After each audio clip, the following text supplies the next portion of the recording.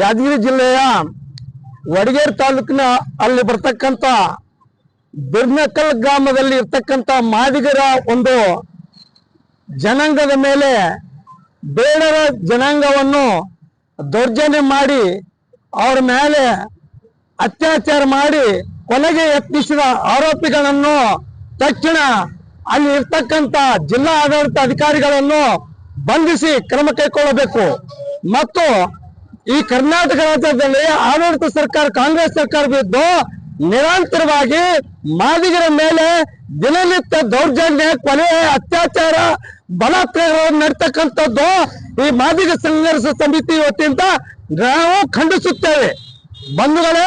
ಇವತ್ತಿನ ದಿನ ನಾವು ನಿರಂತರವಾಗಿ ದೌರ್ಜನ್ಯಕ್ಕೆ ಒಳಪಡ್ತಿರ್ತಕ್ಕಂಥದ್ದು ನಮ್ಮ ನೋಡಿದ್ರೆ ನಮಗೆ ಕಾಂಗ್ರೆಸ್ ಸರ್ಕಾರ ನೋಡಿದ್ರೆ ಆಡಳಿತ ಸರ್ಕಾರವನ್ನು ತುಂಬಾ ಕುಸಿದುಕೊಂಡು ಕಾಣುತ್ತದೆ.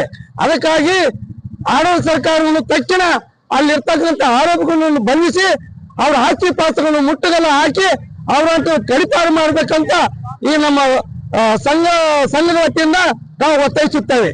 ಮಲ್ಲಪ್ಪ ಮಾದರ್, ಮಾದಿಗ ಸಂಘರ್ಷ ಸಮಿತಿ ಸಂಸ್ಥಾಪಕರು.